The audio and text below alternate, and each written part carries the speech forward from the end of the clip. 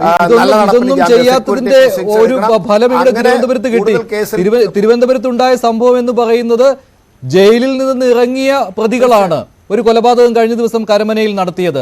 അതിനുശേഷമാണ് വീണ്ടും ഓപ്പറേഷൻ ആഗ് പൊടിതട്ടി എടുത്തിരിക്കുന്നത്. ഇവിടെ അനൂപ് തന്നെ വന്ന് നെഞ്ചുവിരിച്ച് പറയുകയാണ്, ഞാൻ ജയിലിൽ നിന്ന് ഇറങ്ങിയ ആളല്ലേ, എന്നെ കോടതി വെറുതെ വിട്ടതല്ലേ, കോടതിയിലല്ലേ വിശ്വാസം വേണ്ടത് എന്ന്. അപ്പോൾ പോലീസ് പിന്നെ അനൂപിന്റെ പിന്നാലെ പോകുന്നില്ല. സ്ഥിരം കുറ്റവാളിയാണ് എന്നുള്ള കാര്യം പോലീസ് തന്നെ മൂടി വെക്കുകയാണ്. അതുകൊണ്ടാണല്ലോ അനൂപിന് ഇങ്ങനെ പറയുവാനും കഴിയുന്നത്. ജിൻഡോ, ഇതാണ് സംഭവിക്കുന്നത് യഥാർത്ഥത്തിൽ. അപ്പോൾ ആഗ് കൊണ്ടൊന്നും ഒരു പ്രയോജനവും ഇവിടെ കിട്ടുന്നില്ല.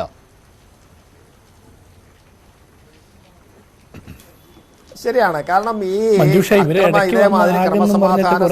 മാധ്യമങ്ങളിൽ കുറച്ച് വാർത്തയും കൊടുത്ത് കുറച്ച് റെയ്ഡൊക്കെ നടത്തുന്നതിൽ ഒരു വലിയ അർത്ഥമൊന്നും ഇല്ലെന്നേ.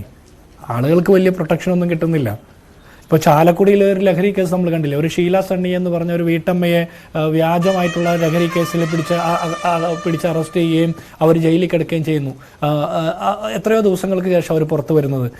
യഥാർത്ഥ പ്രതികൾക്കെതിരെ, യഥാർത്ഥ ലഹരിക്കടത്തുകാർക്കെതിരെ, ഗുണ്ടകൾക്കെതിരെ നാട്ടിലെ ഏതെങ്കിലും വീട്ടമ്മമാർ പോലീസിനെ വിളിച്ചറിയിച്ചാൽ പോലീസ് എത്തുന്നതിന് മുമ്പ് ഗുണ്ടകൾ വന്ന് ഇവരുടെ വീട് തല്ലിപ്പൊളിക്കുന്ന സാഹചര്യമാണ്. അത്രത്തോളം പോലീസും ഗുണ്ടകളും തമ്മിലുള്ള നെക്സസ് നമ്മുടെ സംസ്ഥാനത്ത് വളർന്നു കഴിഞ്ഞു.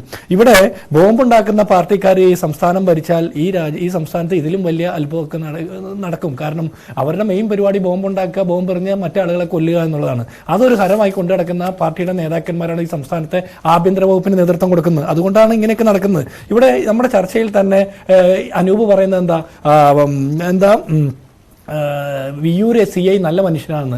ഏത് വിയ്യൂർ CI? ഇവരുടെ പാർട്ടി നടന്നപ്പോൾ, തുറസായ സ്ഥലത്ത് പാർട്ടി നടന്നപ്പോൾ പോലീസ് വന്ന് പരിശോധിക്കുന്നു, പ്രത്യേകിച്ച് ഒരു കുറ്റവും കാണാതെ തിരിച്ചു പോകുന്നു. പിന്നീട് മാധ്യമങ്ങളിൽ വാർത്ത വരുമ്പോൾ പിന്നീട് കുറ്റം കണ്ടെത്തുന്നു, കേസെടുക്കുന്നു. അതെങ്ങനെയാണ് പോലീസിന് രണ്ട് നിലപാട് വരുന്നത്? അപ്പോൾ അന്ന് പോലീസ് ഇവരെ സംരക്ഷിച്ച് ഇവർക്ക് അനുകൂലമായിരുന്നു. അങ്ങനെ അനുകൂലമായിരിക്കുന്ന ഒരു സ്റ്റേഷനിലെ CI നല്ലതാണെന്ന് ഒരു ഗുണ്ടാ നേതാവ് സാക്ഷ്യപ്പെടുത്തുന്നിടത്തോളം ഗതികെട്ട അവസ്ഥയിലേക്ക് കേരളത്തിലെ ആഭ്യന്തര വകുപ്പ് തരം താണിരിക്കുക.